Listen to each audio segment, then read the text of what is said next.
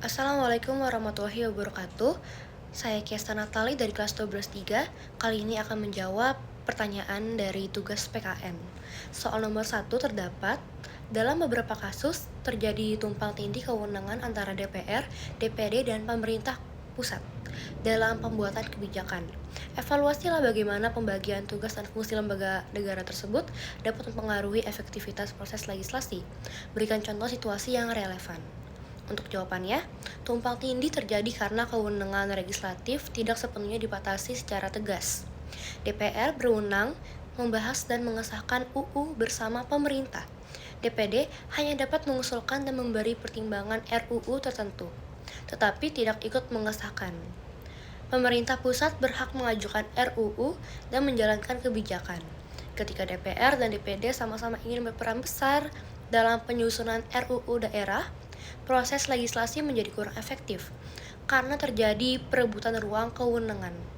Contoh situasinya yaitu pembahasan RUU Desa dan RUU Otonomi Desa Daerah, di mana DPD meminta peran lebih besar, sementara DPR tetap memegang kewenangan utama, sehingga hal ini memperlambat proses penyusunan undang-undang.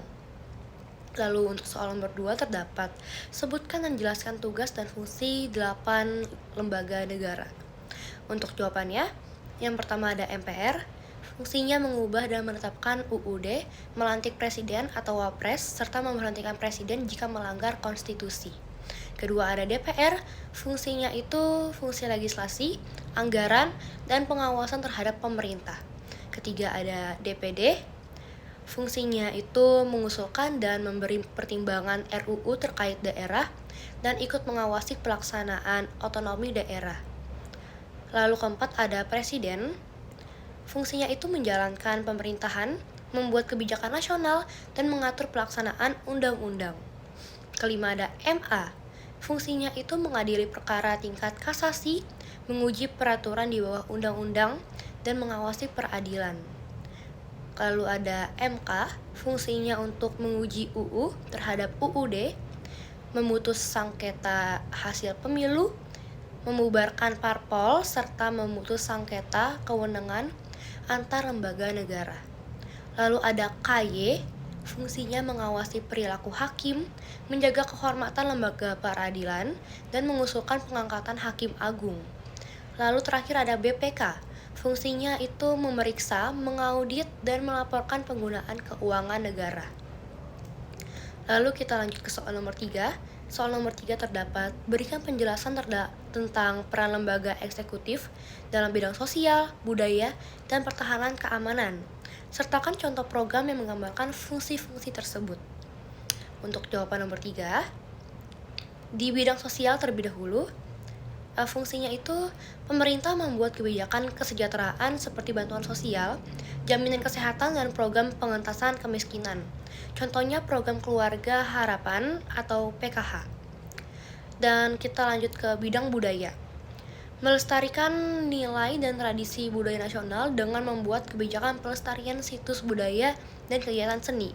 Contohnya itu program pemeliharaan cagar budaya dan festival budaya nasional. Lalu kita lanjut ke bidang pertahanan dan keamanan. Fungsinya menjaga keamanan dan kedaulatan melalui TNI dan Polri, serta menyusun strategi pertahanan nasional. Contohnya tuh operasi keamanan perbatasan dan modernisasi alat utama pertahanan. Lalu kita lanjut ke soal nomor 4. Soal nomor 4 terdapat, jelaskan tugas dari lembaga eksaminatif. Dan untuk jawaban nomor 4, lembaga eksaminatif adalah lembaga yang bertugas memeriksa, mengevaluasi, dan menilai pengelolaan negara.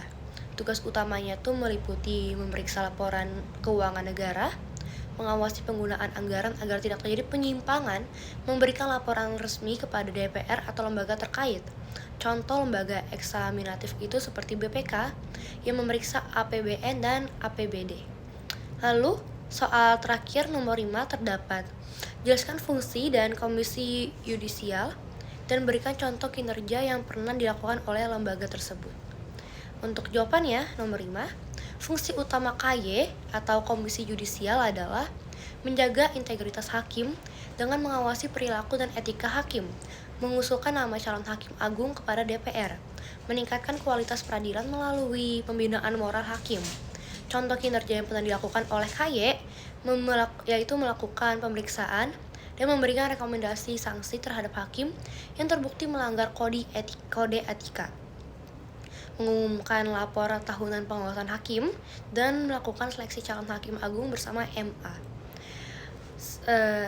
Berikut jawaban-jawaban dari tugas soal PKN. Wassalamualaikum warahmatullahi wabarakatuh.